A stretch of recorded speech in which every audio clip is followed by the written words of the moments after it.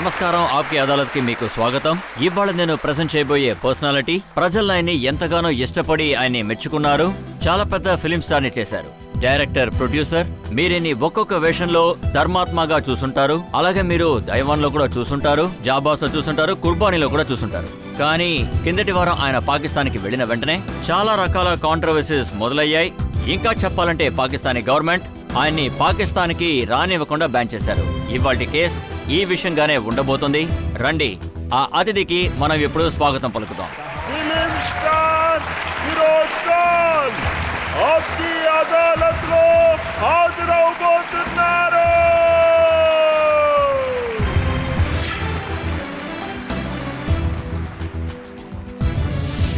ఆప్కి అదాలత్లో ఇవాల్టి కేసుని మొదలు పెట్టడానికి ముందు, ప్రశ్నలు ఆరోపణలు మొదలవడానికి ముందు ఇవాల్టి జడ్జ్ డాక్టర్ ఫారూక్ అబ్దుల్లా గారు అనుమతిస్తే మనం ఈ కేసుని మొదలు పెడదాం. ఈ విచారణ మొదలు పెట్టడానికి న్యాయస్థానం అనుమతిస్తోంది. ఆప్కి అదాలత్లో ఫిరోజ్ ఖాన్ గారి మీద మొదటి ఆరోపణ ఏంటో చూద్దాం. ఆప్కి అదాలత్లో ఫిలిం స్టార్ ఫిరోజ్ ఖాన్ గారి మీద ఆరోపణ, ఆయన పాకిస్తాన్కి వెళ్లిన సమయంలో ఆయనే ఒక అవమానంగా మిగిలిపోయారు. ఫిరోజ్ ఖాన్ గారు, మీ సోదరుడు అక్బర్ గారి సినిమా తాజ్మహల్ సినిమాని చూపిస్తామని పాకిస్తాన్ వాళ్ళకి మాటిచ్చారు. ఆ కారణం వల్లే మీరు అక్కడికి వెళ్లారు. కానీ ఉన్నట్టుండి మీరు ఆ ఫంక్షన్లో పెద్ద గొడవని సృష్టించారు. అక్కడున్న ఒక యాంకర్ని చూసి మీ మీసాని పీకి నోట్లో పెట్టేస్తానని చెప్పారు. రాజేష్ సార్, ఇది చాలా తప్పు విషయం. నాకు ఆ యాంకర్కి ఎటువంటి వాదనలు జరగలేదు. ఆ యాంకర్ పేరు ఫజ్లు రెహమాన్ ఫక్రియాలం. ఆయన్ని నేను ఒక్క నిమిషమే చూశాను. ఆయన ఆడియన్స్లో కూర్చుని ప్రశ్నలు వేసే సమయంలో ఆయన అడిగిన ప్రశ్నలకు ఆయన మీ దగ్గరకు వచ్చి మైక్రోఫోన్ ఇచ్చి కెమెరా ఇచ్చి మాట్లాడమన్నారు? అవును, చెప్పారు. ఆయన అందరి దగ్గరకు వెళ్లారు. ముందు మా అన్నయ్య అక్బర్ ఖాన్ దగ్గరికి వెళ్లారు. ఆయన ప్రొడ్యూసర్ అండ్ డైరెక్టర్. ఆ తర్వాత ఆయన నా దగ్గరికి వచ్చారు. నాకు ఏం తోస్తే అది చెప్పాను. ఆయనకి అంత కోపం వచ్చే విధంగా మీరు ఆయన్ని అసలు ఏమన్నారు? నేను ఆయనతో ఏం చెప్పానంటే, నేను ఇండియన్ అవ్వడం వల్ల ఎంతో గర్విస్తున్నాను అని. I'm proud to be an Indian.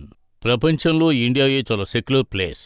అసలు నేను ఏం చెప్పాలి అనుకున్నానంటే, అదేంటంటే మత వ్యత్యాసాలు అవే సంఘంలో శాంతి లేకుండా చేస్తుంది. అది మన దేశంలో కూడా జరుగుతుంది, మీ దేశంలో కూడా జరుగుతుంది, కొన్ని సమయాల్లో వేరే కొన్ని దేశాల్లో కూడా జరుగుతుందని చెప్పాను.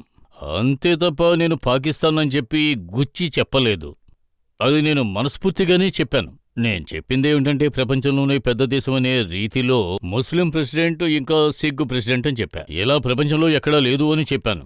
మీరు ఇండియా ఒక సెక్యులర్ కంట్రీని చెప్తున్నప్పుడు, ఈ దేశంలో ఒక సిక్ ప్రధానమంత్రిగా ఉన్నారు, ఒక ముస్లిం ప్రెసిడెంట్ గా ఉన్నారు. వాళ్ళకి ఈ విషయం నచ్చకుండా పోయిందా? నాకు ఎంతవరకు అర్థం కాలేదు ఆయనకు ఎందుకు నచ్చలేదు అని. మనకిది గర్వకారణమే. ఒక ఇండియన్గా నేను ఇండియన్ అని చెప్పుకోవడానికి ఎంతో గర్విస్తున్నాను. ఇంతకుముందు ముస్లిం ప్రెసిడెంట్గా ఉన్నారు, చీఫ్ మినిస్టర్గా కూడా ఉన్నారు, చీఫ్ జస్టిస్గా కూడా ఉన్నారు. అలాగే మీరు పాకిస్తాన్లో ముస్లింస్ ని చంపేస్తున్నారని చెప్పారు. నేను ఏం చెప్పాను అంటే, అది రజీష్ సార్, అది సోషల్ అన్రెస్ట్ కోసం, మత వ్యత్యాసాల కారణంగా కలవరం కలహాలు అన్నీ జరుగుతూ ఉన్నాయి. మా దేశంలో కూడా జరుగుతున్నాయని చెప్పాను. నేను తప్పుగా ఏమన్నాను? ఇది మా దేశంలో జరుగుతోంది, మీ దేశంలో జరుగుతోంది అన్నాను. ఇది మంచి విషయం కాదు, అన్ని దేశాల్లోనూ జరుగుతోంది అన్నాను. మీరు పాకిస్తాన్కి వెళ్లి అక్కడున్న ఆడియన్స్ ముందు, కెమెరా ముందు ఇంత దారుణంగా, ఇంత నీచంగా వాళ్ళ ముందు మాట్లాడారు. మొదటి వ్యక్తి మీరే అనుకుంటా. నిజం చేదుగా ఉంటే దానికి నేనేం చేయగలను, మీరే చెప్పండి.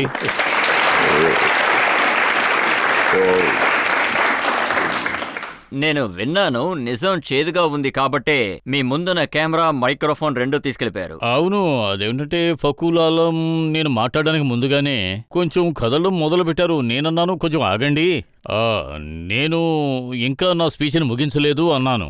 నేను ఇంకా 2-3 విషయాలు చెప్పాలనుకుంటున్నాను అని అవి చెప్పాను కూడా. ఆ తర్వాత ఆయన కబీర్ బేడి దగ్గరికి వెళ్లారు, సంజయ్ ఖాన్, శత్రుఘ్న సిన్హా, అక్కడ ఉన్న సినిమా పర్సనాలిటీస్, ఇంకా ఫర్దీన్ ఖాన్ కూడా, ఇంకా మనీషా కొయిరాల దగ్గర కూడా వెళ్లారు.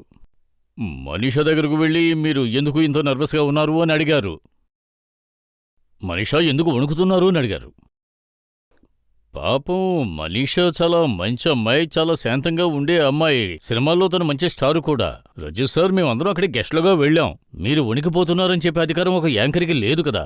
మీరు సినిమాల్లో ఇలా లేరు కదా అని అన్నారు. నాకు ఆ విషయం నచ్చలేదనే చెప్తాను.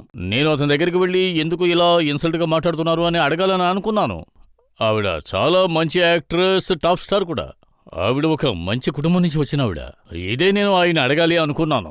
అందువల్ల నేను నా టేబుల్ దగ్గర నుంచి ఇంకో పర్సన్ దగ్గరికి వెళ్ళి మాట్లాడాను. ఆయన నా పాకిస్తానీ ఫ్రెండ్. ఆయన అక్కడ పర్మనెంట్ సిటిజన్ గా ఉన్నారు. నేనప్పుడు నా పక్కనే ఉన్న ఆయనతో నేను వెళ్ళి ఆ ప్రశ్న అడుగుతాను అని చెప్పాను. నేను నా టేబుల్ దగ్గర నుంచి లేచి వెళ్ళాను. అతను ఎందుకలా అనుకున్నారో నాకు తెలీదు. ఆయన వెళ్ళి మా అన్నయ్యతో చెప్పాడు. సినిమాలో యాక్ట్ చేసిన క్యారెక్టర్స్ ని వాళ్ళు చూసుంటారు అనుకుంటాను. అందువల్ల భయపడి వాళ్ళు. రజిత్ సార్ నా గురించి ఏమంటారు అంటే, నాకు కోపం వస్తుంది. ఈ ప్రపంచంలో కరుణామయుడు అంటే ఎవరంటే నేనే అంటాను. అది నా మనీషా యొక్క కొయిరాలా గారిని ఎలాంటి ఒక ప్రశ్న అడగడం వల్ల మీకు కోపం వచ్చింది. అండ్ మీ కోపాన్ని చూసి భయపడిన తర్వాతే యాంకర్ అటు ఇటు పరిగెత్తారా? లేదు, నిజంగా జరిగింది ఏంటంటే, ఆయన అప్పుడు స్పీచ్ ముగించి ఆయన బ్యాక్ స్టేజ్కి వెళ్ళిపోయారు. అప్పుడు నేను ఆయన దగ్గరికి వెళుతున్నాను ఆయనకు తెలిసింది. ఆయన అక్కడి నుంచి వెళ్ళిపోయారు. ఆ తర్వాత నేను ఆయన్ని అసలు కలవలేదు. ఈ షఫల్ నడిచింది, ఆయనకి నాకు ఈ డిస్కషన్ జరగడం, ఇవన్నీ కూడా అబద్ధం అని చెప్పి నేను అనుకుంటున్నాను. నేను ఇంకొక విషయం కూడా విన్నాను, మీరు అక్కడున్న ప్లేట్లన్నింటినీ పగలగొట్టారట. ఇప్పుడు మీరే చెప్పండి, ఒక చిన్న విషయాన్ని ఎంత పెద్ద చేస్తున్నారో. ఎక్కడ మొదలుపెట్టి ఎక్కడికి వెళ్తుందని ఒక పాటే గుర్తొస్తుంది. ఇలా ప్రతిరోజు కూడా ఏదో ఒక గొడవని ప్రచారం చేస్తూనే పాకిస్తాన్ ఉన్నారు. పేపర్లో న్యూస్ వచ్చింది, మిమ్మల్ని కంట్రోల్ చేయడానికి ట్రై చేశారు. అదే కాక మీరు ఆ సమయంలో కొంచెం ఎక్కువ తాగారని కూడా రాశారు. చెప్పాలంటే ఆ రోజు నేను ఒక 2 గ్లాసులు షాంపైన్ తీసుకున్నా. ఇందులో దాచడానికి ఏమీ లేదు. అందరికి కూడా షాంపైన్ సర్వ్ చేశారు. అక్కడికి వచ్చిన గెస్టులందరూ కూడా షాంపైన్ తాగారు. నేను తాగాను, పాకిస్తాన్ వాళ్ళు తాగారు. అందరూ ఎంజాయ్ చేశారు. ప్రీమియర్ కూడా మేము చూసాం. ఆ తర్వాత పార్టీకి వచ్చాం. కానీ ఈ విషయం నిజమేనా? గొడవ చాలా పెద్దదైపోయి శత్రుఘ్న సిన్హా గారు వచ్చి మిమ్మల్ని కూల్ చేయాల్సి వచ్చిందట. శత్రు ఆయన టేబుల్ దగ్గరే కూర్చున్నారు, అసలు లేవనే లేదు. మీరు ఈ విషయాన్ని శత్రుని ధారాళంగా అడగొచ్చు. శత్రు నాకు చాలా మంచి ఫ్రెండ్ కూడా. మా ఇద్దరి మధ్య ఒక మంచి రిలేషన్షిప్ కూడా ఉంది. మేమిద్దరం కష్మా కశ్మీర్ అనే సినిమాలో కూడా యాక్ట్ చేశాం. ఆయన నేను ఎప్పుడు కూడా బీహారీ పఠాన్ అనే పిలుస్తూ ఉంటాను, శత్రుఘ్న సిన్హాని. అంటే మేము చెప్పినట్టు అలా అక్కడేం జరగలేదని అంటున్నారు. చిన్న విషయాన్ని పెద్ద చేశారని అంటున్నారు. అవును, చాలా పెద్ద చేశారు. అదే నిజం కూడా. ఆ సమస్య ఎంత పెద్దదైందంటే మిమ్మల్ని పాకిస్తాన్ నుంచి డిపోర్ట్ చేసినట్టు పెద్దగా న్యూస్లో వచ్చింది. రాత్రికి రాత్రే మిమ్మల్ని అక్కడి నుంచి పంపేశారని వచ్చింది. అందుకే నేను నాతో పాటు నా పాస్పోర్ట్ కూడా తీసుకొచ్చాను రజత్ సార్. నేను ముందు అసలు అక్కడ ఏం జరిగిందో మీకు క్లియర్గా చెబుతాను. 24 అక్కడికి రీచ్ అయ్యాం. ప్రెస్ కాన్ఫరెన్స్ అన్నీ జరిగాయి. 25th కూడా ప్రెస్ కాన్ఫరెన్స్ అలాగే జరిగింది. 26th ప్రీమియర్ జరిగింది. తర్వాత పార్టీ కూడా జరిగింది, గోల్ఫ్ క్లబ్ పార్టీ. ఆ పార్టీలో ఈ సంఘటన జరిగింది. ఆ తరువాత మర్నాడు పొద్దున్నే డెలిగేషన్ కరాచీ వెళ్తున్నారు. కరాచీలో ఇంకో ప్రీమియర్ ఉంది. ఆ రోజు రాత్రి 2 గంటలైంది. నేను అక్బర్తో చెప్పాను, నేను అక్కడికి రావాల్సిన అవసరం ఏముంది, నేను చాలా టైర్డ్గా ఉన్నాను అన్నాను. రేపు Punjab chief minister Pervez Chaudhry Elahi Red ఫోర్ట్కి రమ్మని ఇన్విటేషన్ ఇచ్చారు. అందువల్లే నువ్వు రావడం లేదా అని అడిగారు. నేనన్నాను, మీరున్నారు, శత్రుఘ్న సిన్హా ఉన్నారు అన్నాను. మీతో పాటు ఫర్దీన్ ఖాన్ కూడా ఉన్నారు, మీరు ఎంజాయ్ చేయండి అన్నాను. అంతే. వాళ్ళందరూ కూడా పొద్దున్నే బయలుదేరి వెళ్లారు. ఆ రోజు రాత్రి నేను రెడ్ ఫోర్ట్కి వెళ్ళాను. నాకు రెడ్ ఫోర్ట్లో ఎంత మర్యాద దక్కింది అంటే, Rajith sir, chief minister of Punjab, చాలా పవర్ఫుల్ స్టేట్ లీడర్ చౌదరి, ఆయన అన్న X prime minister of Punjab, Muslim league నాయకుడు, అన్ని దేశాల నుంచి వచ్చిన 50 అంబాసిడర్స్, ఆల్మోస్ట్ అందరూ ఎంపీస్, ఇంకా సెనేటర్స్, పంజాబ్ అసెంబ్లీ మెంబర్స్ అందరూ కూడా ఉన్నారు. అండ్ ఆడియో సౌండ్ అన్నీ కూడా ముగిసిన తరువాత చాలా అందమైన చోటు, మన ఫతేపూర్ సిక్రీ చోట్లా కాకపోయినా అది చాలా అందమైన చోటు. ఆ ప్రోగ్రాం నిజానికి నాకు చాలా సంతోషాన్ని కలిగించింది. ఆ తరువాత ఆయన చెప్పారు, చీఫ్ మినిస్టర్ నా పక్కనే ఉన్నారు, నేను ఎక్కడున్నాను, ఆయన అక్కడున్నారు. ఫరూక్ సార్ అని పిలిచారు. చౌదరి సార్, ఇది మంచిది కాదు అన్నాను. ముందు మీరు మాట్లాడండి అన్నారు. ఆ స్టేజ్ మీద నాకు అంత గౌరవం దక్కిందని చెప్పాలి. నేను తప్ప అక్కడ ఇంకెవ్వరూ మాట్లాడలేదు. ఆ ప్లాట్ఫామ్ మీద అంత ఘనంగా చప్పట్లు కొట్టారు కూడా. అక్కడ నేను అనుభవించిన స్పందనలు వాజ్పేయి సార్ క్రికెట్ లేకుండా మొదలుపెట్టినట్టు దానికి ప్రెసిడెంట్ ముషర్రాఫ్ రెస్పాండ్ కూడా చేశారు. నేను ఎప్పుడూ కూడా ప్రెసిడెంట్ గారిని గౌరవిస్తూ ఉంటాను. ఆయన కేవలం మిలిటరీ మ్యాన్ మాత్రమే కాదు, ఆయన స్టేట్ మ్యాన్ కూడా. ప్రెసిడెంట్ ముషర్రాఫ్ ఒక స్టేట్ మ్యాన్ అండ్ ఆయనకి చాలా బాగా తెలుసు పాకిస్తాన్ ముస్లిమ్స్ లో చాలా హార్డ్ లైన్స్ ఉన్నాయి అన్న విషయం. రెండు దేశాల మధ్య ఆయన ఒక సంధి లాంటి దాన్ని నడుపుతున్నారు కూడా. ఈ రెండు దేశాలు ఒకటయ్యాయంటే అమెరికా తర్వాత కానీ శక్తివంతమైన మీరు దేశం ఇదే ఎంతగానో అవుతుంది మెచ్చుకుంటున్న ఖచ్చితంగా. ముషరఫ్ గారి పేపర్లోనే ఈ న్యూస్ ప్రింట్ అయింది. అంటే ఇలాంటి వాళ్ళందరినీ డిపోర్ట్ చేయాలని ఇందులో ప్రింట్ చేశారు. అదేమిటంటే రజిత్ సార్, నేను దీనికి సమాధానం ఎలా చెప్పాలి? ఈ వార్త అక్కడికి ఎలా చేరిందో నాకు తెలియదు, కానీ ఇక్కడ పేపర్లో కూడా రాశారు. అబ్బాస్ నఖ్వీ గారు చెప్పారు ఫిరోజ్ ఖాన్ ట్రూ నేషనలిస్ట్ అని. ఆయన చెప్పింది నిజమే, మీరు చెప్పిన దానికి కృతజ్ఞతలు. ఇంకో విషయం కూడా ఆయన చెప్పారు, పాకిస్తాన్ ఇప్పుడు చాలా విరక్తితో ఉంది అని ఫిరోజ్ ఖాన్ చెప్పారు అని చెప్పారు. అక్కడికి వెళ్లిన ఇండియన్ ముస్లింస్ ని చాలా అమర్యాదగా చూశారు అని నేను చెప్పినట్టుగా ఆయన చెప్పారు. నేను అలా చెప్పలేదు. నా స్పీచ్ అంతా కూడా డాక్యుమెంటెడ్గా ఉంది, అన్నిటికీ ప్రూఫ్ ఉంది, అది కెమెరాలో ఉంది కూడా. దాన్ని ఇక్కడ ఉండే న్యూస్ పేపర్స్ చాలా పెద్దదిగా చూపిస్తున్నారు. మీడియా ఎక్కడి నుంచి తీసి అక్కడికి పంపించారు. ఆ తర్వాత అది తిరిగి తిరిగి తిరిగి ప్రెసిడెంట్ దగ్గర కూడా మీరు వెళ్ళిపోయింది. పాస్పోర్ట్ తీసుకొచ్చానని చెప్పారు కదా, అది ఒకసారి చూపిస్తారా మాకు? ఖచ్చితంగా మేము అందరం చూపిస్తాను. చూస్తాం. బ్రహ్మాండంగా చూడండి. ఇది ఢిల్లీలో వచ్చిన న్యూస్ 29న అవును. వచ్చింది ఈ అవును. న్యూస్. మీరు అవును, నేను చూస్తుంటారు. చూశాను. అండ్ ఇది నా పాస్పోర్ట్. ఇదిగో పేపర్ పెట్టి తీసుకొచ్చాను, టైం వేస్ట్ కాకూడదు అని. జడ్జి గారికి ఇచ్చేద్దాం, ఆయన చూసి మనకి ఆయనకి టైం వేస్ట్ చూపించండి. అవ్వకుండా. అది 6th, 7th, 8th పేజీలో ఉంటుంది. 13th page, sir 13th April 2006. ఇప్పుడు ఆయన చెప్పిన విషయం సరిగ్గానే ఉంది. ఇందులో లాహోర్ ఎంట్రీ ఉంది 29th మార్చి రోజు 2006. ఆ రోజే ఆయన అక్కడి నుంచి డిపాచర్ అయ్యారు. 13th April. అవును, 13th April డిపాచర్ అయ్యారు. అది 2006లో. ఆ తర్వాత అదే రోజు ఆయన దుబాయ్కి వెళ్లారు.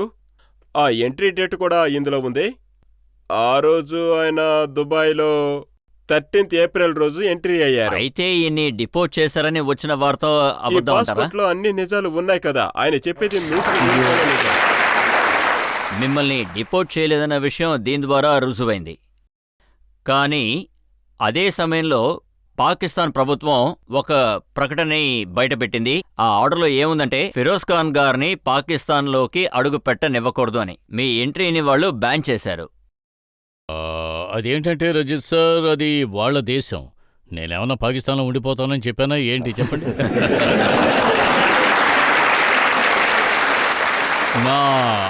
నా యొక్క ఆశ ఏమిటి అంటే రెండు దేశాలు కూడా కల్చరల్ ఆస్పెక్ట్ లో ఇంకా దగ్గరగా రావాలి. ఎందుకంటే కల్చరల్ అంబాసిడర్ అనేది దేశానికి చాలా ముఖ్యం. ఇప్పుడు గవర్నమెంట్ అర్థం చేసుకున్నట్టుగా ఉంది. ఆ భావంతో నేను అక్కడికి వెళ్ళాను. దానికి తగిన మర్యాద కూడా నాకు దక్కింది అక్కడ. ఈ సంఘటన ముందు చూసారా, అక్కడ నేను చీఫ్ అసెంబ్లీలో మాట్లాడాను కూడా. నాకు అంత గౌరవం వాళ్ళు ఇచ్చారు. ఈ సంఘటన గురించి వింటుంటే నాకు చాలా బాధగా ఉంది కూడా. కానీ ఏం చేయగలం, ఇప్పుడు ప్రెసిడెంట్ గా ముషర్రఫ్ సారే ఉన్నారు. ఆయన గురించి నేను చెప్పినంతా కూడా ఇక్కడ హెడ్లైన్స్ లో ఉన్నాయి. నేను అన్ని పేపర్స్ కటింగ్స్ మీరు తీసుకొచ్చాను. ఆయన్ని ఎంత పొగుడుతూ మాట్లాడారు. మేము ఆ పేపర్స్ కూడా అవునవును, చూసాం. నేను అన్ని అదేంటంటే తీసుకొచ్చాను ఇక్కడికి. మీరు పాకిస్తాన్ మెచ్చుకున్నారు, ముషర్రఫ్ గారిని మెచ్చుకున్నారు. అవును. మీరు ఎవరు మనసు బాధపడేలా ఎవరిని ఏమీ అనలేదు. తప్పకుండా. కానీ వాళ్ళు వాళ్ళ టీవీ ఛానల్స్ లో మిమ్మల్ని ఎగతాళి చేస్తూ వేశారు. అదేమిటంటే నాకు తెలియకుండానే వాళ్ళు చాలా విలువిచ్చారు. దానికి నేను కావాలంటే కృతజ్ఞతలు చెప్తున్నాను. నేను కావాలంటే మీకు ఆ క్లిప్ వేసి చూపిస్తాను. వాళ్ళు ఎలా తప్పకుండా ఎగతాళి చేశారో చూపించండి. చూడండి. నేను కూడా చూశాను, నాకు చాలా బాధగా కూడా ఉంది. कहते हैं कि शराब पी के आदमी सच बोलता है. मैंने शराब नहीं पी, इसलिए मैं सच बोल रहा हूं. समझ गए ना? देखिए, मैं असल में गुस्से में हूं. उस पॉप स्टार ने मेरी इंसल्ट की है. हिंदुस्तान से हम यहाँ आए थे. आप हमारे मेहमान हैं, हम आपके मेहमान हैं. क्या फर्क पड़ता है? सब चलता है. असल में मुगलों का ये वार, ये हमला कुछ नाकाम हो गया, क्योंकि ये ताजमहल शाहजहां ने नहीं, अकबर ने बनवा दिया. अकबर बादशाह नहीं, अकबर खान. इसमें मलका नूरजहां की पोती सोनिया जहां मुमताज महल बनी है. मैं खुद कंफ्यूज्ड हूं. क्या कह रहा था कुछ पता नहीं. मैं तो चाहता हूं प्यार दो, प्यार लो, प्यार दो, प्यार लो. రెండు విషయాలు చెప్పారు. అందులో ముందుగా ఏం చెప్పారంటే నేను తాగలేదు, మీరు తాగారని వాళ్ళు ఇండికేట్ చేయడానికి ట్రై చేస్తున్నారు. ఇంకొక విషయం ఏం చెప్పడానికి ట్రై చేస్తున్నారంటే నేను కన్ఫ్యూజ్ అవ్వలేదు, మీరు కన్ఫ్యూజ్ అవుతున్నారని చెప్పడానికి ట్రై చేస్తున్నారు. అంటే నేను తాగుతాను, షాంపైన్ అప్పుడప్పుడు తాగుతాను కూడా, అప్పుడప్పుడు వైన్ కూడా తాగుతాను. చెప్పాలంటే ఆ ప్రోగ్రాం రోజున నేను 2 గ్లాసులు షాంపైన్ తాగాను కూడా. దానికి దీనికి ఏ సంబంధం లేదు ఈ ఇన్సిడెంట్ కూడా. నిజం చెప్పాలంటే ఆ సంఘటనని అతను చాలా పెద్దదిగా చేసేశాడు. వాళ్ళు అసలు చెప్పాలంటే పోర్ట్రేట్ చేశారంటే అంటే మీరు బాగా తాగేసి అతని వెనకాల పరిగెడుతున్నారు, అతను భయపడిపోయాడు, మీరు ఆయన్ని 2-3 చెంపదెబ్బలు కొడుతున్నట్టు వాళ్ళు చెప్పారు. అలా జరుగుంటే నన్ను అరెస్ట్ చేసి ఉండేవాళ్ళు. నేను ఆ దేశంలోనే కదండి ఉన్నాను.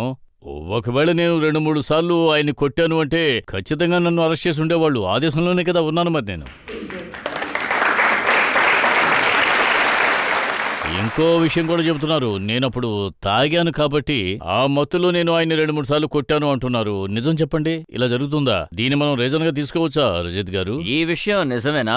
ఆ సమయంలో ఆ సంఘటన జరిగినప్పుడు చెప్పండి. అక్కడ ఉన్నవాళ్ళు అంటే చాలా మంది ఉండొచ్చు. అందులో అక్బర్ ఖాన్ ఉన్నారు, అవును. సంజయ్ ఉన్నారు, ఇంకా శత్రుఘ్న సిన్హా గారు ఉన్నారు, మహేష్ ఫర్దీన్ భట్, ఖాన్. ఇంకా ఫర్దీన్ ఖాన్ గారు కూడా అవును. ఉన్నారు. వీళ్ళందరూ మీరు ఇలా చేసి ఉండకూడదని మీ మీద కోపగించుకోలేదా? అతను కోపడలేదు, నా మీద కన్సెంట్ గా ఉన్నారు. చూడండి, చెడ్డవాడిగా ఉండడం కంటే చెడ్డ పేరు తెచ్చుకోవడం సులభం. చెడ్డ పేరు తెచ్చుకోవడం సులభం అంటున్నారు.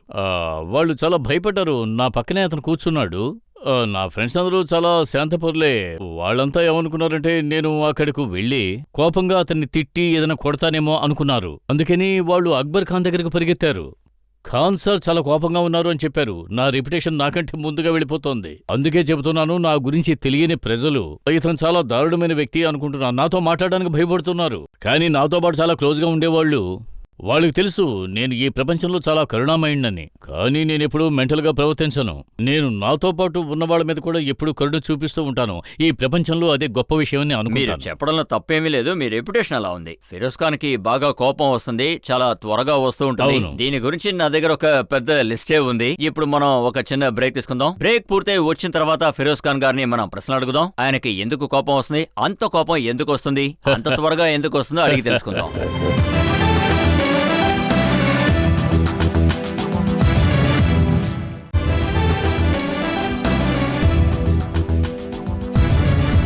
ఆప్కి అదాలత్లో ప్రజల తరపున ఈ కేసుని నడుపుతున్నాం. Producer, director, actor star Firoz Khan గారి మీద ఆప్కి అదాలత్లో తర్వాత ఆరోపణ.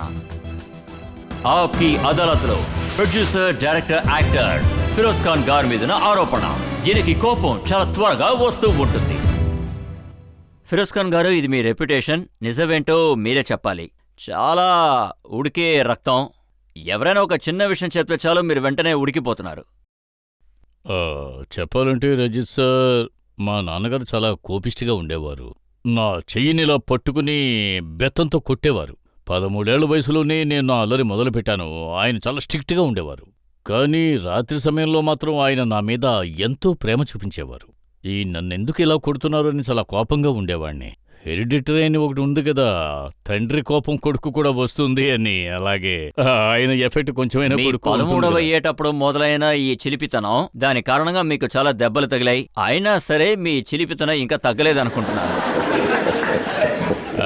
అంటే మనిషి కొద్ది కొద్దిగానే కదా నేర్చుకుంటాడు. అనుభవమే ఒక పెద్ద గుణపాఠం. నేను జీవితంలో నేర్చుకున్నవన్నీ కూడా నా అనుభవాల నుంచే. తెలివికి ఉండే ఆశ, మనిషి యొక్క వేదన, దేవుడి యొక్క దయ, ఈ 3 విషయాలు కూడా నన్ను బాధించే విషయాలే అని చెప్పాలి. నేను ఒక స్కూల్ డ్రాపౌట్, కానీ నేను జీవితంలో చాలా విషయాలు నేర్చుకున్నాను. అవన్నీ కూడా నా అనుభవాల వల్ల, నేను చదివిన దానివల్ల. జీవితాన్ని నేను చూసే దృష్టి. కోపం మీకు మాత్రమే వస్తుంటుందా, లేదా అక్బర్ ఇంకా సంజయ్ ఖాన్ గారు కూడా వస్తుంటుందా? లేదు, ఒకవేళ నేను అలా ఉన్నా కూడా నా కోపం సోడాలాగా వెంటనే అలా చల్లబడిపోతుంది. ఒక్క సెకండ్లో పైకి లేచి మళ్ళీ అలాగే చల్లబడిపోతుంది. మీరు చెప్పిన మాటలు విని అక్బర్ ఖాన్ గారు చాలా కోపంగా ఉన్నారు. ఈయన్ని ఇక నుంచి నేను కరాచీకి తీసుకెళ్ళనని ఆయన చెప్పేశారు. ఇది పూర్తిగా అబద్ధం. ఈ విషయం గురించి నేను మీకు ముందే చెప్పాను కదా. చెప్పాలంటే chief minister of Punjab Pervez Elahi Red Fort లో ఆయన నన్ను బాగా ఇన్సిస్ట్ చేసి పిలిచారు. కానీ ఇక్కడున్న న్యూస్ పేపర్లో నేను చదివాను. అందులో అక్బర్ ఖాన్ చెప్పిన స్టేట్మెంట్ ఉంది. అంటే ఫిరోజ్ ఖాన్ గారు చెప్పింది అది ఆయన అభిప్రాయం, దానికి మాకు ఎలాంటి సంబంధం లేదని చెప్పేశారు. అక్బరు చెప్పుండొచ్చు. చెప్పాలంటే ఆ సినిమాకి ఒక ప్రొడ్యూసర్ తన జీవితాన్నే పణంగా పెట్టారు అని చెప్పాలి. ఆ సినిమాలో ఏదైనా లోపం ఉంది అని అంటే అది కేవలం భాషనే చెప్పాలి. మనం మహాభారతాన్ని సృష్టించాం, అది ఒక ముస్లిం రైటర్ రాశారు, రహీం మాస్టూమ్ కసాక్. ఆ సమయంలో చాలా క్రిటిక్స్ వచ్చాయి, ఒక ముస్లిం మహాభారతం ఎలా రాస్తాడు అని. కానీ రాయ్ సాబ్ ఒక విషయాన్ని బాగా అర్థం చేసుకున్నారు, మహాభారతం ఒక కఠినమైన సంస్కృత భాషలో ఉంటుంది అని. ఇప్పుడు ఉన్న ప్రజలకి అర్థం కాదు అనుకున్నారు. ఇప్పుడు మనం మాట్లాడే భాష హిందూస్థానీ, గ్రాంధిక భాష కొంతమందికే అర్థమవుతుంది. ఈ భాషని అభివృద్ధి చేయటానికి సినిమాకి చాలా బాధ్యత ఉంది. హిందూస్థానీ, హిందూ, ఉర్దూ కలిసిన భాష. అందువల్ల నాకేమనిపిస్తోందంటే ఆ సినిమా కొంచెం వీక్గా పోయింది, రిలీజ్ లేట్ అయ్యింది, స్టార్ కాస్ట్ కూడా లేదు. పాపం అక్బర్ మంచి ఫిల్మ్ మేకర్, నిజంగానే ఆయన ఒక అందమైన సినిమా తీశారు. ఆయన పాకిస్తాన్ వెళ్ళినప్పుడు అక్కడేమో ఒక ప్రదేశంలో ఆయన బాగా చిక్కుకుపోయారు. ఒకవైపు అన్నయ్య, మరోవైపు సినిమా. ఇంకోవైపు సినిమా. ఒకవైపు ఫిరోజ్ ఖాన్, మరోవైపు తాజ్ మహల్. కానీ ఈ విషయం నిజమేనా? మీరింతకు ముందు చెప్పినట్టు ముఖ్తార్ అబ్బాస్ నక్వీ బీజేపీ లీడర్, ఆయన మీకు సపోర్టివ్గా స్టేట్మెంట్ ఇచ్చారు. అందువల్ల అక్బర్ ఖాన్ ఆయన మీద కూడా కోపం తెచ్చుకున్నారు, మీ మీద కేసు పెడతానని చెప్పారా? దానికి కారణం ఏమిటంటే నక్వీ సార్ ఇంకో లైన్ కూడా ఉంది. ముందు నన్ను ఆయన ఒక నేషనలిస్ట్ అని చెప్పారు. నేను నేషనలిస్ట్ అని గర్వంగా చెప్పుకుంటాను. పాకిస్తాన్లోనే చెప్పాను, ఇండియాలో చెప్పనా. కానీ పాకిస్తాన్ ఒక విరక్తితో కూడిన దేశం అని చెప్పి నేను చెప్పనే లేదు. ఆయన సెకండ్ స్టేట్మెంట్, ఆ కటింగ్ కూడా నేను తీసుకొచ్చాను చూడండి. నక్వీ సార్ చెప్పింది, నేను అన్ని నిజాలు ఇక్కడికి తీసుకొచ్చాను. ఒక యాంకర్గా మీ మీద నాకు చాలా గౌరవం ఉంది. ఇంకో విషయం చెప్పాలంటే నేను మీ పెద్ద ఫ్యాన్ కూడా. అక్బర్ అందుకే కోప్పడ్డారు కూడా, ఇదేం స్టేట్మెంటు అని. కానీ మీరు నన్ను పొగిడారు కాబట్టి దానికి కృతజ్ఞతలు చెప్పాలి కదా. మరి నక్వీ సార్ నన్ను ఒక నేషనలిస్ట్ అన్నారు, అది నిజం కూడా. అంతే తప్ప ఇంకో దేశాన్ని తిట్టి నేను నేషనలిస్ట్ అవను. నా దేశం గురించి నేను గర్విస్తున్నాను. అదేవిధంగా ఇంకో దేశంలో మంచి జరిగితే దాన్ని మెచ్చుకోవాలి కూడా. ఒకవేళ తప్పు జరిగిందనుకోండి, దాన్ని మనం ఎత్తి చూపించి సర్దుకోవాలి కూడా. నేను కూడా ఒక దేశ పౌరుని కాబట్టి నాకు కూడా మాట్లాడే హక్కు ఖచ్చితంగా ఉంటుంది. ఆయన నన్ను అంతగా అభిమానించారు, ఆయన నా మీద ఎంతో ప్రేమ చూపించారు. అది తలుచుకుంటే నాకు కన్నీరు వస్తుంది. ఇది చూడండి, ఇది నక్వీ సార్ గారి న్యూస్. బీజేపీ సండే న్యూస్లో యాక్టర్ ఫిరోజ్ ఖాన్ నిజమైన దేశభక్తుడు. ఆయన పాకిస్తాన్ మీద లోటు చెప్పడం వల్ల, అక్కడ ఉండే వాళ్ళను కించపరచడం వల్ల ఇలా జరిగిందని చెప్పారు. అది నేను చెప్పలేదు. అలా అయితే మీరు చెప్పిన విషయాన్ని కొంచెం మార్చి మసాలా యాడ్ చేసి బయట అవును, నిజమే. ఎంతగా మసాలా పెట్టారు అంటే విన్నవాళ్ళకి నోరు మండింది. బీజేపీ మండినట్టు పాకిస్తాన్ వాళ్ళకి కారం ఎక్కేసింది. ఆ విధంగా మీడియా ఎక్కడి నుంచి అక్కడికి, అక్కడి నుంచి ఇక్కడికి అలా మార్చి మార్చి ప్రచారం చేస్తూనే ఉంది. ఒక సమయంలో అది ప్రెసిడెంట్ ముషరఫ్ దగ్గర కూడా వెళ్లిపోయే పరిస్థితి వచ్చింది. ఇప్పుడు మీరు ప్రెసిడెంట్ ముషరఫ్ గారికి ఏదైనా చెప్పాలనుకుంటే అసలేం చెప్తారు? ఆయనే కదా మిమ్మల్ని బ్యాన్ చేయమని చెప్పారు. నన్ను అడిగితే అది ఆయన హక్కు. ఖచ్చితంగా అది నేను కరెక్ట్ అని చెప్పలేను, ఎందుకంటే నేను ప్రెసిడెంట్ ముషరఫ్కి పెద్ద ఫ్యాన్ని. ఆయన ఒక మిలిటరీ లీడర్ మాత్రమే కాదు, ఒక గొప్ప రాజకీయవేత్త. ఆయన పాకిస్తాన్ ఒక విజయంతో చూశారు. ఆయనకి గుర్తు చేయలేదా? మీరే మొదటి ప్రొడ్యూసర్, డైరెక్టర్. అంటే ఒక పాకిస్తాన్ అమ్మాయికి హిందీ సినిమాల్లో పాడడానికి అవకాశం ఇచ్చారు. చెప్పాలంటే నాకు అవకాశం వచ్చిందంటే ఇన్షాల్లా నాకు అవకాశం వస్తే జ్ఞాపకం చేసుకుంటాను. రజిత్ సార్, అందులో ఏ సందేహం లేదు. తప్పకుండా నేను ఆయన్ని ఎక్కడైనా కలుస్తాను. ఈ తప్పుడు సమాచారాన్ని ఆయన దగ్గరకు చేర్చారు, ఇది చాలా బాధాకరమైన విషయం. మా రికార్డ్స్ లో ఉన్నాయి. 1980లో మీరు నాజే ఆజంని ఇన్వైట్ చేశారు. అవును, మొట్టమొదటిసారిగా నా సినిమాలో డబుల్ ట్రాక్ యూజ్ చేశాను. వాయిస్లో నేజియా సింగింగ్లో నాజిల్ క్వాలిటీ ఉంది. మొట్టమొదటిసారిగా డబుల్ ట్రాక్ 24 ట్రాక్స్లోనూ డబుల్ ట్రాక్ ఉంది. దాంతో ఆవిడ సెన్సేషనల్ అయిపోయింది. ఇప్పుడు ఈ కాంట్రవర్షియల్ గురించి ప్రజలు ఏమనుకుంటున్నారు, ఏం మాట్లాడతారో విందాం. మీరు లాస్ట్ రోలో మీరు చెప్పిందంతా నిజమే, మీరు అన్ని నిజాలు ఒప్పుకున్నారు. మీ శానిటరీని నిరూపించుకోవడానికి ఈ రోజు మేమందరం ఇక్కడికొచ్చి ఎదురు చూస్తూ ఉన్నాం. థ్యాంక్స్. ఎవరు చెప్పని నిజాన్ని మీరు నేరుగా ఆయనతోనే చెప్పారు. అందువల్ల ఇంకొక ముఖ్యమైన విషయం ఏమిటంటే, హిందీ ఫిల్మ్ ఇండస్ట్రీలో పాకిస్తాన్ ఆర్టిస్టుల్ని, స్టారులను చేసిన ఆ ఇండస్ట్రీనే మీరు రిప్రజెంట్ చేస్తున్నారు. బోర్డర్ దాటి వచ్చి మన సినిమాల్లో పనిచేస్తున్నారు, పాటలు పాడుతున్నారు. ఇప్పుడు వాళ్ళ అవకాశం ఇది. ఇప్పుడు వాళ్ళు అక్కడికెళ్ళి మీకు ఓపెన్ గా సపోర్ట్ చేయాలి. ఆయన చేసిన దాంట్లో ఎటువంటి తప్పు లేదు. ఆయన చెప్పింది నిజమే, ఈయనకి జరిగింది తప్పని వాళ్లే నిజం చెప్పాలి. Thank you. Thank you. ఈ పోరాటంలో మీరు గెలిచారు. ప్రజలు మీ వైపే ఉన్నారు. నేను ఫిరోజ్ సార్ కోసం ఈ విషయంలో శుభాకాంక్షలు చెప్తాను. ఆయన వేరే దేశంకి వెళ్ళినా, వేరే కంట్రీ అయినా, అదేంటంటే పాకిస్తాన్ అయినా కూడా మన ఇండియా గౌరవాన్ని ఎంతో తలెత్తేలా చేశారు. ముస్లిం వాళ్ళని కూడా తలెత్తేలా చేశారు. అంతేకాదు సార్, ఒక కంట్రీ మిమ్మల్ని బ్యాన్ చేసిందని మీరు ఎప్పటికీ భయపడకండి. మన దేశ ప్రజలు ఎప్పుడూ మీకు తోడుగా ఉంటారు. అందరు ముస్లింస్ కూడా తోడుగా ఉంటారు. మీరు ఎప్పటికీ మమ్మల్ని ఇలాగే గౌరవిస్తూ ఉండాలి. మా అందరికీ పూర్తి నమ్మకం ఉంది. నేను ఈ సందర్భంలో ఒక కవిత ఖచ్చితంగా. చెప్పాలనుకుంటున్నాను. कठिन मरहलों से गुजरना पड़ेगा, अगर जीना है 100 बार मरना पड़ेगा. ఖాన్ గారు, నిజంగానే పబ్లిక్ మీ వైపు ఉన్నారు. ఈ సమస్యలో ప్రజలు మీకు అండగా ఉన్నారు. మీ మర్యాదను పెంచారు. కానీ ఆరోపణల లిస్టు చాలా పెద్దదిగా ఉంది. మనం ఇంకొక బ్రేక్ తీసుకుందాం. బ్రేక్ పూర్తయి వచ్చిన తర్వాత మనం ఫిరోజ్ ఖాన్ గారిని ఆయన సినిమాల గురించి, ఆయన స్టైల్ గురించి అడుగుదాం.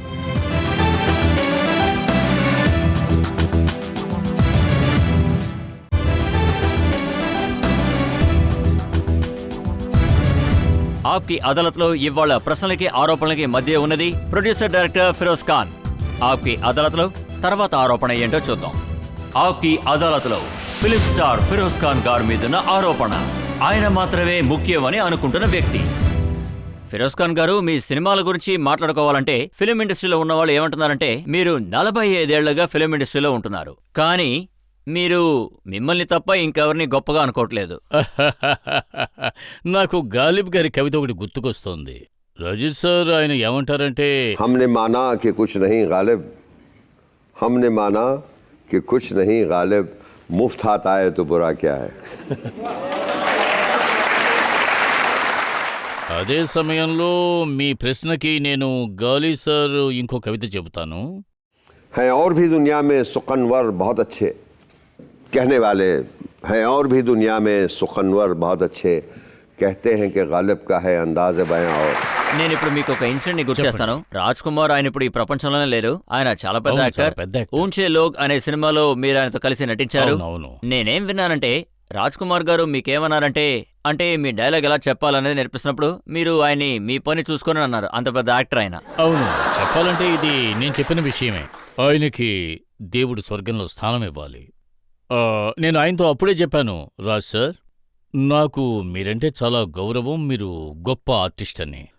నేను నా స్టైల్లో మాట్లాడతాను, మీరు మీ టైమింగ్కి మ్యాచ్ చేయండి చాలు అని చెప్పాను. ఎందుకంటే నేను రాజ్ సార్ డైలాగ్ చెప్పినప్పుడు నేను ఇటువైపు చూసి మాట్లాడను, ఇటువైపు చూసి మాట్లాడతాను. కెమెరా ఎక్కడ ఉంటుంది, అటువంటి అలవాటు అయింది. విషయం ఏంటంటే, ప్రశ్న ఆయన వేస్తారు, జవాబు కూడా ఆయనే చెబుతారు. అలాగే ఇంకో యాక్టర్ మొహం చూస్తూ నిలబడతారు. సో ఇలాంటి లోటులు అందరి యాక్టర్స్ దగ్గర ఉంటాయి.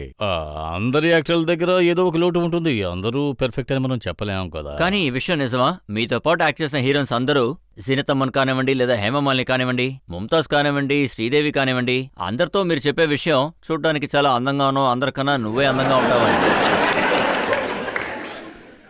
నిజం చెప్పాలంటే స్త్రీ అనే ఆవిడ మన జీవితంలో ముఖ్యమైన భాగం. నాకు ఆడవాళ్ల మీద ఎంతో గౌరవం ఉంది. మా అమ్మగారంటే నాకు అమితమైన ఇష్టం. ఒక స్త్రీ తల్లిగా ఉంటుంది, సోదరిగా ఉంటుంది, భార్యగా ఉంటుంది. ఒక స్త్రీ ప్రేమ చెప్పాలంటే దేవుడి ప్రేమతో సమానం. మా అమ్మగారి ఆఖరి శ్వాస వరకు కూడా నేను ఆవిడతో పాటు ఉన్నాను. ఇంకో విషయం కూడా చెబుతాను, నా పేరు ఎన్నోసార్లు చాలామంది రొమాంటిక్ హీరోయిన్స్తో లింక్ అయ్యింది. కానీ నా ప్రిన్సిపల్ మాత్రం చాలా క్లియర్. నేను వాళ్ళను ఫ్లాటర్ చేస్తాను, వాళ్ళని నేను ఉత్సాహపరుస్తాను కూడా. నువ్వే ఈ ప్రపంచంలో అందమైన దానివని చెప్తాను, నువ్వు అంతదానివి ఇంతదానివని చెప్తాను. వాళ్ళ దగ్గర నుంచి మనం లాక్కోవాలి కదా, వాళ్ళ దగ్గర నుంచి బెస్ట్ తీసుకోవాలి కదా, మరి లేకపోతే ఎలా? నేను చాలా మంది హీరోయిన్స్ ప్రజెంట్ చేశాను, వాళ్ళ దగ్గర నుంచి బెస్ట్ కూడా తీసుకున్నాను కదా.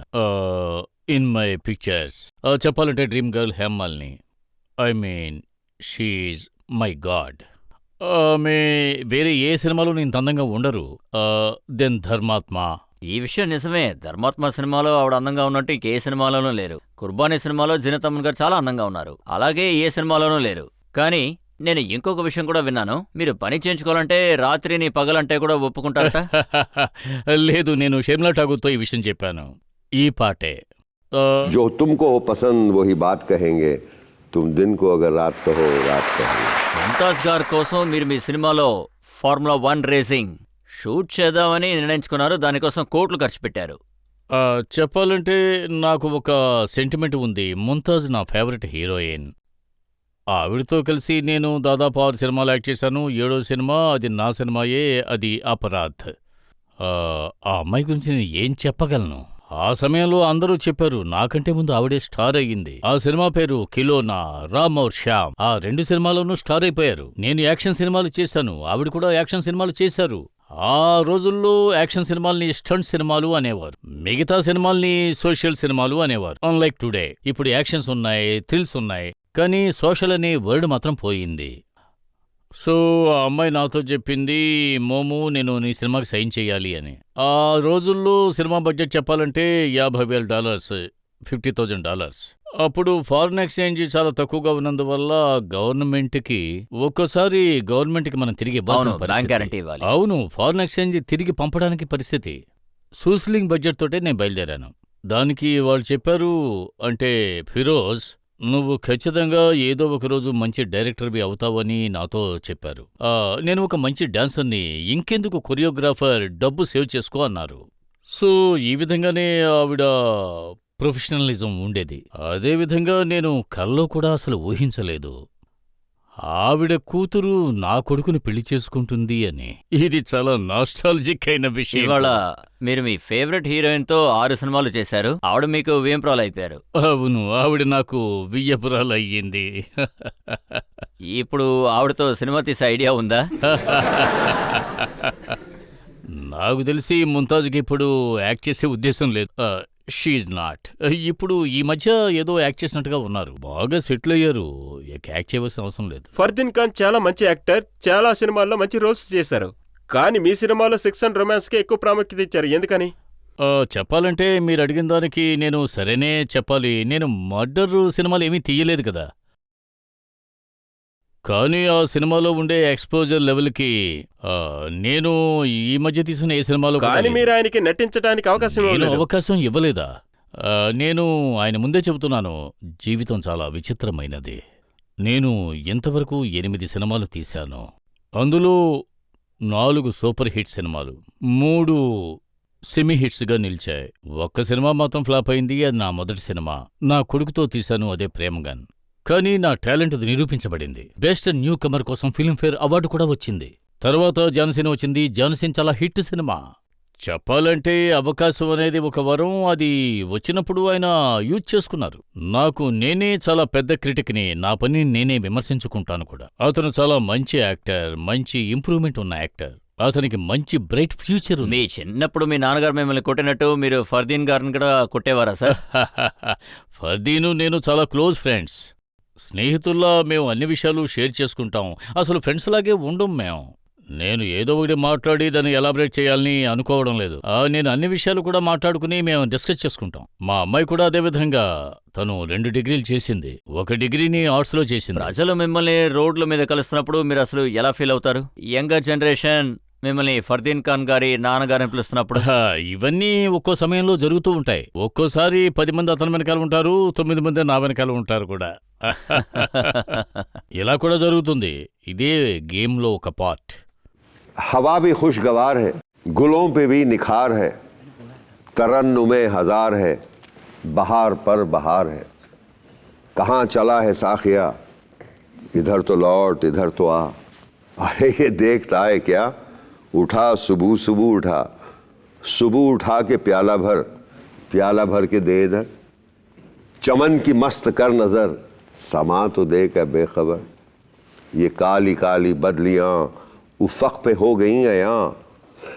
ये एक हुजूम में मैं कशां है, सूए मैं कदा रवां. ये क्या गुमा है बदगुमा, समझ ना मुझको ना तवां. ख्याल ज़ुहुद अभी कहाँ, अभी तो मैं जवान हूँ। इबादतों का जिक्र है, निजात की भी फिक्र है, जुनून है सवाब का, ख्याल है अजाब का। अजी सुनो तो शेख जी, अजीब शय हैं आप भी, भला शबाब और आशिकी अलग हुए भी हैं कभी। हसीन जलवरेज हों, अदाएं फित्न खेज हों, हवाएं इत्रबेज हों, तो शौक क्यों न तेज हों। चलो जी किस्सा मुख्तसर, तुम्हारा ही नुख्ते नज़र, दुरुस्त है तो हो मगर अभी तो मैं जवान हूँ। మీరు ఎలాంటి సినిమాలు తీస్తుంటారు, ఆ సినిమాల్ని ప్రజలు ఎలా చూస్తున్నారు, వాళ్ళు ఎలా రియాక్ట్ అవుతున్నారు, దాని గురించి ఆరోపణలు ఇప్పుడు నా దగ్గర ఉన్నాయి. ఇప్పుడు ఒక బ్రేక్ తీసుకుందాం. బ్రేక్ తర్వాత ఫిరోజ్ ఖాన్ గారి సినిమాలు ఈ ప్రజల కేసు తర్వాత ఘట్టానికి వెళుతుంది.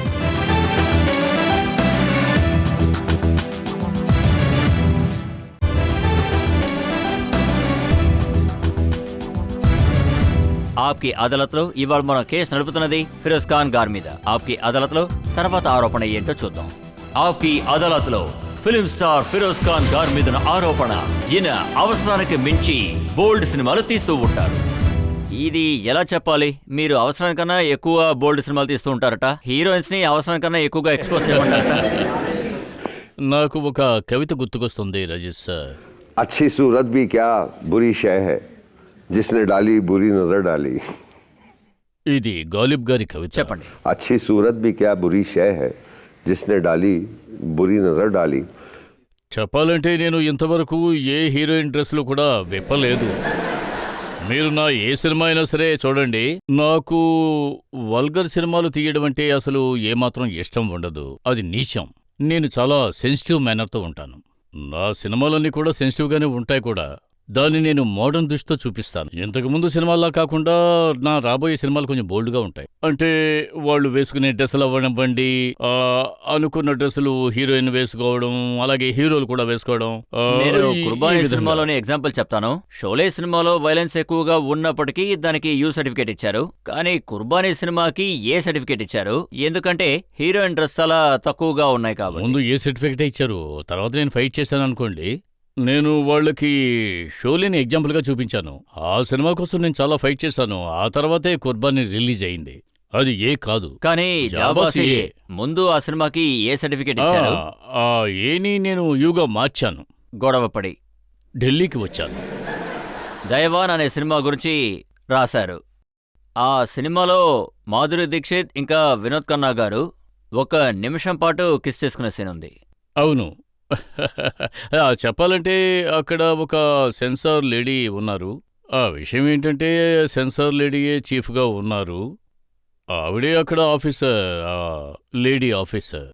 ఆవిడ అడిగారు, ఫిరోజ్ సార్ ఏమిటిది అని. నేను ఆవిడని అడిగాను, మేడం మీరు ప్రేమించారా అని అడిగాను. ఆవిడ అవును మాది లవ్ మ్యారేజే అని ఒప్పుకున్నారు. అప్పుడు నేను అన్నాను, నేను తప్పేం చేశాను? ఆ సీన్లో మొదటి రాత్రి జరుగుతోంది. ఒక కపుల్ ఉన్నారు. ఆ సీన్లో ఒక పాట కూడా ఉంటుంది, ఇక్కడ మళ్ళీ ప్రేమ పుట్టింది అని, అధికంగా ప్రేమ పుట్టింది అని. చెప్పాలంటే అదే మన సినిమా హిస్టరీలోనే లాంగెస్ట్ కిస్. 1.5 minute ఉంటుంది. నేను ఆవిడతో చెప్పాను, మీరు తీసేయాలంటే మొత్తం తీసేయండి, కానీ ఒక్క ఫ్రేమ్ కట్ చేయకండి అని. నేను చాలా ఆర్గ్యూ చేశాను.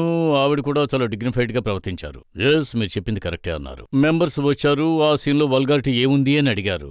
ఒక మగాడు శోభనం రాత్రిలో ఉన్నాడు, భార్యతో బెడ్ మీద ఉన్నాడు, ఇది వాళ్ళ సీన్, ఇందులో తప్పే ఉంది అన్నాను. నాకు తప్పే అనిపించింది. పాటు కిస్సింగ్ సింగ్ పెట్టి అందులో ఏ తప్పు లేదంటున్నారు. హిస్టరీలోనే లాంగ్ కిస్సింగ్ సీన్ అంటే అది ఇదే, ఇందులో తప్పేం లేదంటున్నారు మీరు. ఐ మీన్ రజిత్ సార్, నేను దీనికి ఏం చెబుతాను చెప్పండి.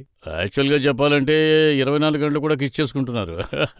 కానీ ఆ తర్వాత మాధురి దీక్షిత్ గారిని అడిగితే నాకు అసలు ఏం జరిగిందో తెలియలేదని చెప్పేశారు. చెప్పాలంటే నాకు మాధురి గారి మీద చాలా మర్యాద ఉంది. ఆవిడ మా కాలంలో చాలా గొప్ప నటి. దీని గురించి నేను అడిగినప్పుడు అది నాకు చాలా ఆశ్చర్యంగానూ చాలా బాధగానూ అనిపించింది. ఎందుకంటే నేను గన్ను ఆవిడకు గురిపెట్టి చెయ్యాలి అని చెప్పలేదు. అది కాకుండా షూటింగ్లో ఎప్పుడు వాళ్ళ అమ్మగారే ఉంటారు. నేను ఆవిడతో చెప్పాను, మాధురి మీరు మీ అమ్మగారితో చెప్పండి ఆ సీన్ తీసేటప్పుడు కేవలం ముగ్గురు మాత్రమే ఉంటారు అని. నేనేమో కెమెరా ఆపరేట్ చేస్తున్నా, ఇంకొకరు కమల్ బోష్ మాకు గొప్ప లైట్ మ్యాన్ ఆయన విమల్ రాయ్ కాలంలో పనిచేసిన వారు. ఆ రోజుల్లోనే ఆయనకు 70 ఏళ్ళు, అయినా ఫిట్గా ఉండేవారు. ఆ టైంలో మేము అక్కడ ముగ్గురు మాత్రమే ఉన్నాం. అక్కడ ఒక సెట్టు వేశాం, ఒక స్లమ్ ఏరియాలో. దయావాన్ సినిమా. నేనే కెమెరా ఆపరేట్ చేశాను, ఆపరేటర్ని ఆపరేట్ చేయమని చెప్పలేదు. నేను చెప్పగానే ఆవిడ వాళ్ళ అమ్మని వెళ్ళిపోమని చెప్పారు. వాళ్ళ అమ్మగారు బయటికి వెళ్ళిపోవడం మంచిదైంది, ఎందుకంటే చాలా అన్కంఫర్టబుల్గా ఫీల్ అవుతారు కదా. కానీ మాధురి నాతో చెప్పిన విషయం విని షాక్ అయ్యాను. అక్కడ ఏం జరిగిందో నాకు తెలియలేదు అన్నారు. ఆవిడ మొత్తలో ఉన్నారా ఏంటి? నాకు తెలియలేదు. నాకు చాలా కానీ- ఆశ్చర్యం కానీ అనిపించింది. చాలా నాకు ఆశ్చర్యం ఆవిడ మీద వేసింది. మర్యాద ఉంది, చాలా గౌరవం, అందులో ఎటువంటి సందేహం లేదనే కానీ చెప్తాను. మీరు ఎప్పుడైతే సినిమాలు తీస్తూ ఉంటారో, అది కుర్బానీ కానివ్వండి, ధర్మాత్మ కానివ్వండి, లేదా జాబాస్ కానివ్వండి, మీరు ప్రతిసారి సెన్సార్ వాళ్ళతో గొడవ పడుతూనే ఉన్నారు. అవును, అక్కడ గొడవ జరిగింది. గుఫ్తగూలో కూడా ఆర్గ్యుమెంట్ జరిగింది. ధర్మాత్మ సినిమాకి ఆ సినిమాకి వాళ్ళు ఏ సర్టిఫికెట్ ఇచ్చారు? 48 కట్లు ఇచ్చారు. ధర్మాత్మ షోలే 2 కూడా ఒకేసారి వచ్చాయి. అందుకనే నేను అప్పుడు ఢిల్లీకి వచ్చాను. నేనప్పుడు అక్కడ చాలా రోజులు ఉన్నాను. ఆ టైంలో గుజరాల్ సార్ ఇన్ఫర్మేషన్ మినిస్టర్గా ఉన్నారు. 28 రోజులు పోరాడాను. వాళ్ళు చెప్పిన 48 కట్స్ని నేను అపోజ్ చేశాను. నా సినిమా ట్రైలర్ కూడా అలాగే చేశాను. రజిత్ సార్, 48 కట్లు పడాయంటే మీరు అలాంటి సినిమాలు ఎందుకు తీస్తున్నారు? చెప్పాలంటే ఆ తర్వాత నేను అసలు తిరిగి వెళ్ళలేదు కూడా. మీరు మళ్ళీ కుర్బానీ తీస్తే ఇప్పుడు కూడా మీరు సెన్సార్ వాళ్ళతో గొడవ పడతారా? లేదు, ఖచ్చితంగా గొడవ జరగదు. ఎందుకంటే చెప్పాలంటే ఇప్పుడు సెన్సార్ వాళ్ళు కూడా అందరూ మారిపోయారు. ప్రపంచం చాలా డెవలప్ అయింది కదా. మీ అతిపెద్ద హిట్ సినిమా అయిన కుర్బానీ, దాన్ని రీమేక్ చేయడానికి కారణం మీ అబ్బాయి ఫర్దీన్కి హిట్ ఇవ్వడానికేనని అంటున్నారు. ఇది చాలా తప్పుడు ప్రచారం రజిత్ సార్. చెప్పాలంటే ఇది అవునని చెప్పాలి. నా ఉద్దేశంలో ఒక హిట్ సినిమాని నా ఫర్దీన్కి ఇవ్వాలి అనుకున్నా. అది ఖచ్చితంగా నా జీవిత లక్ష్యమని చెప్పొచ్చు. అదే కాకుండా మనం జీవితంలో ఎప్పుడూ గెలుస్తూనే ఉంటామని చెప్పలేం. గెలుపుబాటుములు సహజమే కదా. కానీ ఒక విషయం మాత్రం నిజం, కుర్బాన్ నాకు చాలా ఛాలెంజ్గానే అనిపించింది. నేను తీసిన సినిమాలను చూస్తుంటే ఆ రోజుల్లోనే పెద్ద హిట్ అయ్యాయి. ఈ కాలంలో వచ్చే సినిమాలన్నీ కూడా చాలా టెక్నికల్గా వస్తూ ఉన్నాయి. నాకే ఛాలెంజింగ్గా ఉంది. నాకే 6 నెలలు పట్టింది. ఎందుకంటే ఆ సినిమాను మళ్ళీ నేను రీమేక్ చెయ్యడానికి నేను మ్యూజిక్ని కూడా మ్యాచ్ చేయాలి కదా. అర్థమైందా? అందులో ఫిరోజ్ ఖాన్, వినోద్ ఖన్నాను వెతకాలి, నాజీ ఈ హాసన్ సినిమాలో కనిపెట్టాలి. ఎవరు ఫిరోజ్ ఖాన్, ఎవరు వినోద్ ఖన్నా? ఫిరోజ్ ఖాన్ మన ఫర్దీన్ ఖాన్గా ఉంటాడు. నేనేమో అమ్జద్ ఖాన్ రోల్ ప్లే చేశాను. ఆ తర్వాత ఇంకో హీరోయిన్ సెట్ కాలేదు. అదే కాకుండా ఇంకో హీరోయిన్ కూడా సెట్ కాలేదు. ఇంకో అమ్మాయి కూడా సెట్ కాలేదు. డేట్స్ ప్రాబ్లం ఉంది. నాకు సూట్ అయ్యే డేట్స్ చూసుకుని స్టార్స్ అందరూ నాకు సెట్ అయితే ఒక 6 నెలల్లో సినిమా తీసేయచ్చు. From November to April. దాన్ని నేను కమింగ్ దీపావళికి రిలీజ్ చేస్తాను. మీరు తీసిన సినిమాలన్నిట్లోనూ మీరు ఉంటే హీరో గారు కూడా ఉంటారు. ఒకవేళ మీరు హీరోగా చేస్తుంటే సైడ్ రోల్లో ఇంకోళ్ళు ఉంటారు. కానీ ప్రతి సినిమాలో మేము చూసింది ఏంటంటే, ప్రతి సినిమాలోనూ ఆ ఇంకో హీరో చనిపోతూ ఉంటారు. కానీ ఫిరోజ్ ఖాన్ గారు మాత్రం అన్నిట్లోనూ తప్పించుకుంటారు. అది అనుకోకుండా జరిగింది, తప్పకుండా అనుకోకుండా జరిగింది. లేదు, జాన్సీన్ తప్ప ఫర్దీన్ ఖాన్ నన్ను కాల్చేస్తాడనమాట. కొడుకుని వచ్చిన తర్వాత ఇంకా అయితే ఈ కొత్త సినిమాలో కూడా అదే జరుగుతుందా? ఫర్దీన్ ఖాన్ గారు తప్పించుకుంటారా? దాని గురించి నేను ఏమీ చెప్పలేను, ఎందుకంటే ఆ విషయాన్ని నేను రహస్యంగా ఉంచాలి అనుకుంటున్నాను ఈ సినిమా రిలీజ్ అయ్యేంత వరకు. ఆడియన్స్ సినిమా చూసి నేను సార్, తెలుసుకుంటారు. మీరు అడగచ్చు. మీరు ఇండియా కోసం చేస్తున్నది నిజంగా చెప్పుకోదగ్గ విషయమైనా చెప్పాలి. అందుకనే నేను మిమ్మల్ని మనస్ఫూర్తిగా అభినందిస్తున్నాను. మీరు చాలా బాగా కవిత చెప్పారు. అందుకని మిమ్మల్ని పొగిడి నేను కూడా 2 లైన్ల కవిత చెప్పాలనుకుంటున్నా.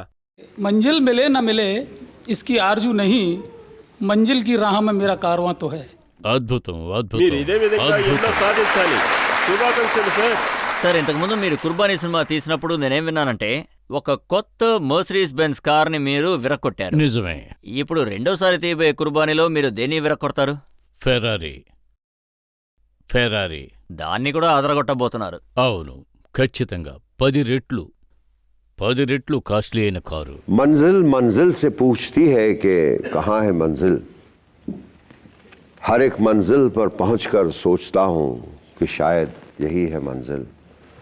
गर मंजिल पर पहुंचता हूं, दूर से लगता है मंजिल का नज़ारा सुहाना, इसी कश्मकश में है सारा ज़माना। మీరు మీ జీవితంలో రహస్యాలు చెప్పండి.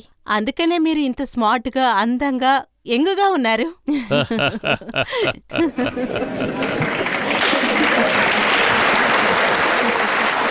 నేను రహస్యాలు చెప్పడానికి ఏమీ లేవు. మనసు తేలిగ్గా ఉంటుంది, నిజాయితీగా ఉంటుంది. మనసు తేలిగ్గా, నిజాయితీగా ఉంటే చాలు. न मोहब्बत के लिए न दोस्ती के लिए वक्त रुकता नहीं किसी के लिए, अपने दिल को न दुख दे यूं ही इस ज़माने की बेरुखी के लिए, वक्त के साथ साथ चलता रहे यही बेहतर है आदमी के लिए। ఖాన్ గారు, మిమ్మల్ని అడగడానికి ఇంకా ఏ ప్రశ్నలు మిగలలేవు. ఇప్పుడు ఒక బ్రేక్ తీసుకుందాం. బ్రేక్ తర్వాత ఇవాల్టి జడ్జ్ అయిన డాక్టర్ ఫారూక్ అబ్దుల్లా గారు ఇచ్చే తీర్పేంటో మనం అందరం విందాం.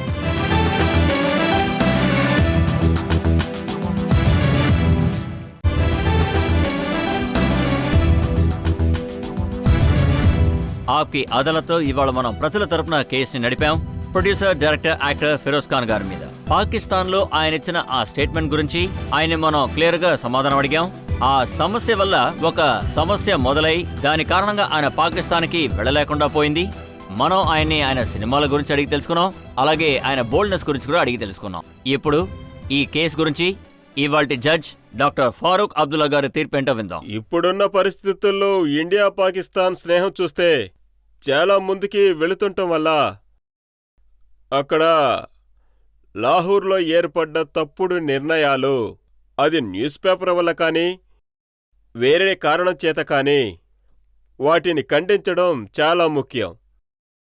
మీరో ప్రతిభ ఉన్న మంచి యాక్టర్, ఇంకా డైరెక్టర్, అందులో ఎటువంటి సందేహం లేదు.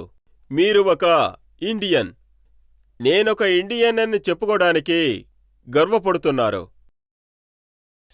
ఈ న్యాయస్థానం చెప్పబోయేదేంటంటే ఈ ఆరోపణల్ని ఆపడం చాలా చాలా ముఖ్యమనే చెప్పాలి. ఎందుకంటే మీరిక్కడి నుంచి వెళ్ళడం, అక్కడి నుంచి రావడం మన రెండు దేశాలకి కూడా ఎంతో మంచిది. అదేవిధంగా నేనేం ఆలోచించానంటే, మీరు ఒక విషయాన్ని బాగా గుర్తుపెట్టుకోవాలి. చాలా కాలం అయిపోయింది, దేశాలు కూడా పెరిగిపోయాయి, మీకు కూడా శత్రువులు ఉండొచ్చు.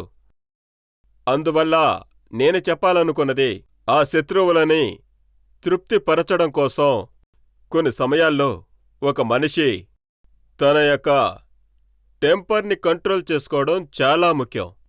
మీరు ఒక అమ్మాయి మర్యాద కోసం చాలా పెద్ద పోరాటమే చేశారు. ప్రెసిడెంట్ ముషరఫ్ ఎదురుగా ఏర్పడిన తప్పుడు వదంతులన్నీ కూడా, అదేంటంటే మన ప్రధానమంత్రి కలిసినప్పుడు కూడా ఇవన్నీ సరిచేయగలరని నేను నమ్ముతున్నాను. నేను నా తరపున కూడా నేను ప్రయత్నిస్తాను. మిమ్మల్ని ఒక మంచి రీతిలో ప్రజెంట్ చేయాలి. అంతేకాకుండా నాకు చాలా సంతోషంగా ఉంది, ఇక్కడున్న ఆడియన్స్ మీ మీద చాలా గౌరవం ఉంది. వాళ్ళు మీ మీద చాలా మర్యాద పెంచుకున్నారు.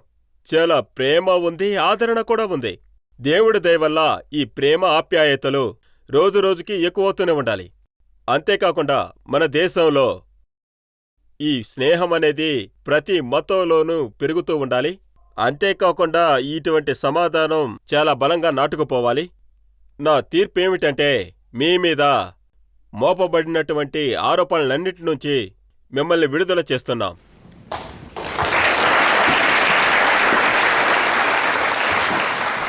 ఆఖరిగా నేను చెప్పాలనుకుంటుంది ఏమిటంటే, कुछ बात है कि हस्ती मिटती नहीं तुम्हारी, कुछ बात है कि हस्ती मिटती नहीं तुम्हारी, सदियों रहा है दुश्मन दौरे ज़मां तुम्हारा. ఈ ఖచ్చితత్వం, నమ్మకంతో డాక్టర్ ఫరూక్ అబ్దుల్లా గారి సాయంతో మన ఫిరోజ్ ఖాన్ గారి గురించి వచ్చిన పుకార్లన్నీ ఆగిపోతాయని నమ్ముతున్నాను. ఈ దేశపు ప్రజలు ఫిరోజ్ ఖాన్ గారి మీద ఎంత నమ్మకాన్ని పెట్టుకున్నారో అంతకన్నా ఎక్కువగా పాకిస్తాన్ ప్రజలు ఆయన్ని ఇష్టపడతారని ఆశిస్తున్నాను. ఇవాల్టి కేసు ఇంతటితో ముగిద్దాం. మళ్ళీ మిమ్మల్ని తర్వాత కేసులో కలుస్తాను ఒక కొత్త అతిథితో. అప్పటి వరకు సెలవు.